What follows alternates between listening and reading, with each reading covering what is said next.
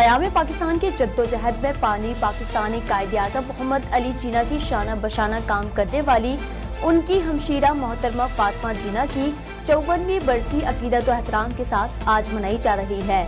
बहन और भाई के दरमियान मिसाली इसार और मोहब्बत का जब भी जिक्र होता है, लोग बानी पाकिस्तान कायद-ए-आज़म मोहम्मद अली जिन्ना और मोहतरमा फातिमा जिन्ना को याद किए बगैर नहीं रहते।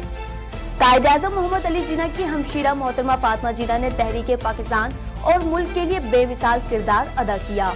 में पाकिस्तान की अहलिया के 1929 के इंतकाल के बाद उनकी जिंदगी यकसर बदल गई है। फातिमा जिन्ना ने कायद-ए-आज़म के शान बशाना चलते हुए बरसगीर की मुस्लिम खवातीन को एक प्लेटफॉर्म पर जमा करके हुसूल पाकिस्तान की मंजिल को आसान तर कर दिया। उनकी गिरा कदर खिदमात पर कौम ने उन्हें मादरे मिल्लत का खिताब दिया।